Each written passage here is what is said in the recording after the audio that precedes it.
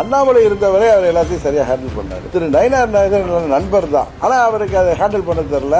OPS விவகாரத்துல அவர் பதில் சொன்ன பொழுது நான் அவர்கிட்ட போன்ல போனேன். என்னங்க, ஓபிஎஸ் உங்களிடம் போன் பண்ணிருக்காரு 2 முறை, உங்களுக்கு மெசேஜ் போட்டிருக்காரு, ஆனா நீங்க இல்லன்னு சொல்றீங்களே, என்ன நயினார்னு கேட்டேன். ஏன்னா எனக்கு பழைய நண்பர் தானே அந்த உண்மையில. இல்லன்னா அப்படி இல்லை அப்படி இல்லைனாரு. ஓபிஎஸ் வேற வழி இல்லாம அந்த போன் கால்ஸ விட வேண்டிய நயினார் தான் அதுக்கு காரணம். என்னிடம் கேட்டிருந்தால் சொன்ன பதில் ஒரு ஆணவமான பதிலாகத்தான் தெரியுது. அதற்கு நானோ பன்னீர்செல்வமோ கட்டுப்பட வேண்டிய அவசியம் இல்லை. மாண்புமிகு மதிப்பிற்குரிய நான் இப்பொழுதும் நேசிக்கிற டிடிவி சார், நாங்களாம் டிடிவி சார்னு தான் சொல்லுவாங்க. நான் மட்டுமல்ல, என்னை சார்ந்த நிறைய பேர் டிடிவி சார்னு மரியாதையை கொடுப்பாங்க. அதே மரியாதை எனக்கு இன்னைக்கு உண்டு, நாளைக்கு உண்டு. 2001 ஆட்சி மாற்றம் ஏற்படும்போது என் போன்றவர்களுக்கு ஒரு அங்கீகாரம் கொடுக்கிற வகையில் புரட்சி அம்மா இருந்தார்கள். அதுக்கு உதவியாக இருந்தவர் மாண்புமிகு டிடிவி தினகரன் டிடிவி சார் அவர்கள். அப்பொழுது எங்களுடைய ஒரு பொதுக்குழு நடந்ததெல்லாம் சில விஷயங்களை சொல்லக்கூடாது இருந்தால் நான் சொல்றேன், ஏன்னா உங்களுக்கு ரொம்ப இன்ட்ரெஸ்டிங்கா இருக்கும்.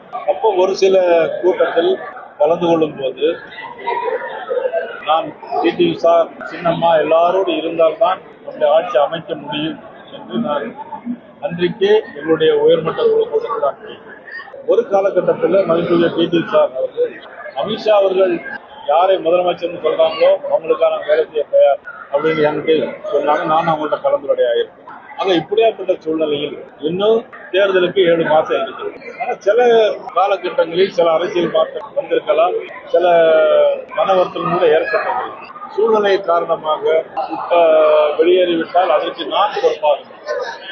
அதிமுக வரும்போது எல்லாருமே நண்பர்கள் தான்.